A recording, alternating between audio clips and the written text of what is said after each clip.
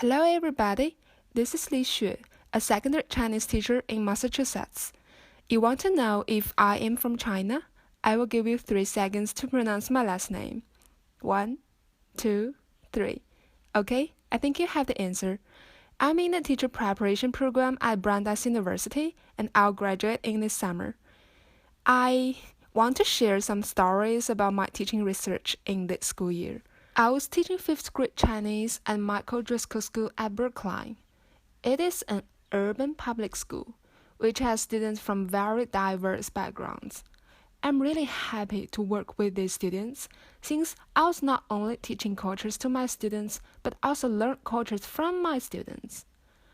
One day, I got a question accidentally, since I got negative feedback on one question in my student survey. The question was, I can do more challenging work when I'm waiting for other students to finish. Wait a second, my students. Do you really have waiting time while learning Chinese? Are you sure you want to be challenged when learning Chinese? Just kidding. Of course, the students need to be differentiated due to their various needs. So, a question came to my head.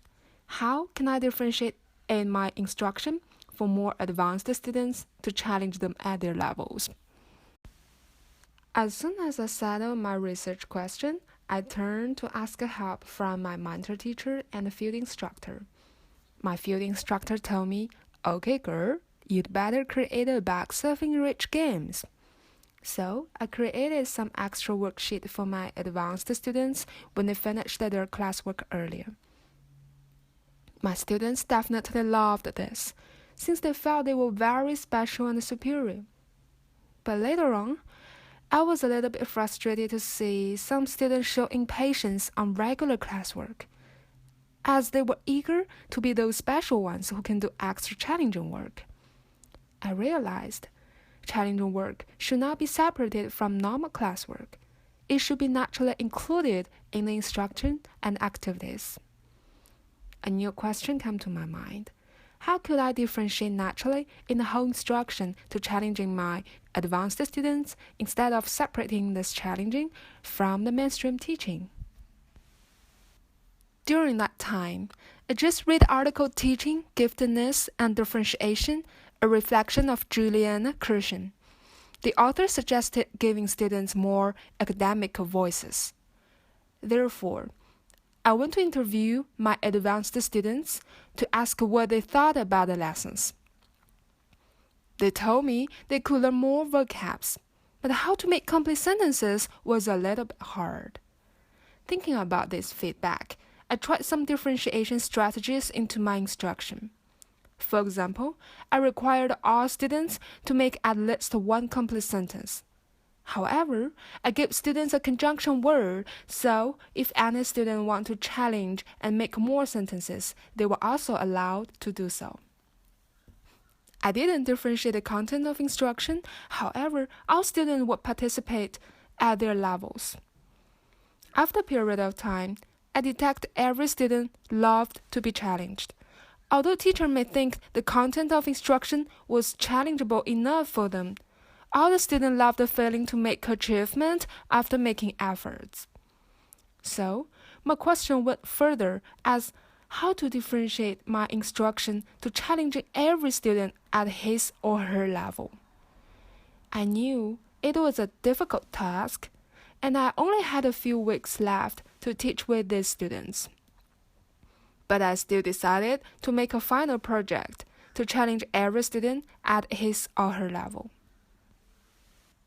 I read an article, Just How I Need to Learn It, of Cheryl Darberton, which suggested teachers to help students setting up learning goals, since every student may have different goal of learning.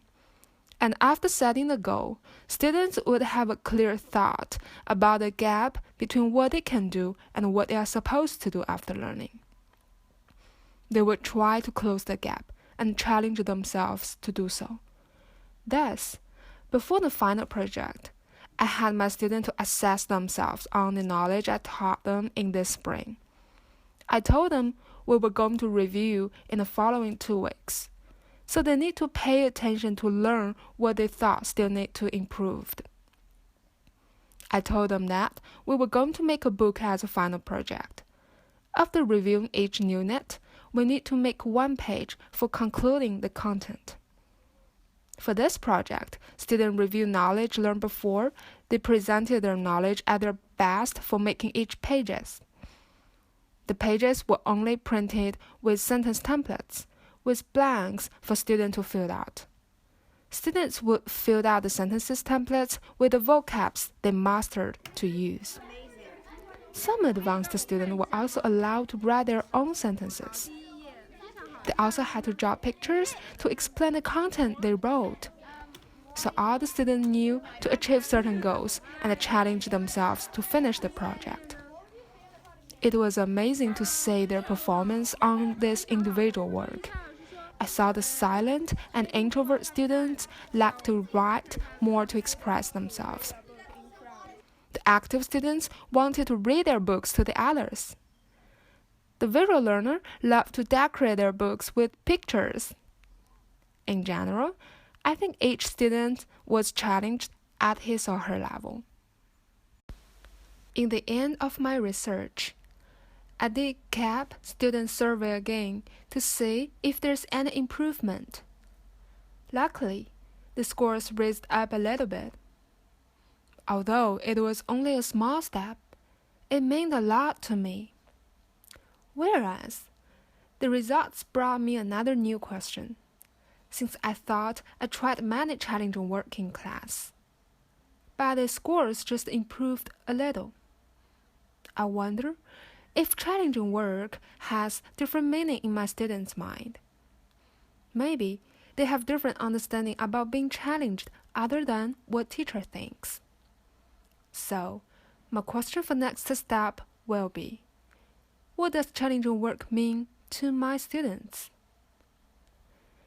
Teacher research seems like an endless process. I believe good teacher gains not only from every try, but also from every deeper question. Thanks for watching. Bye-bye.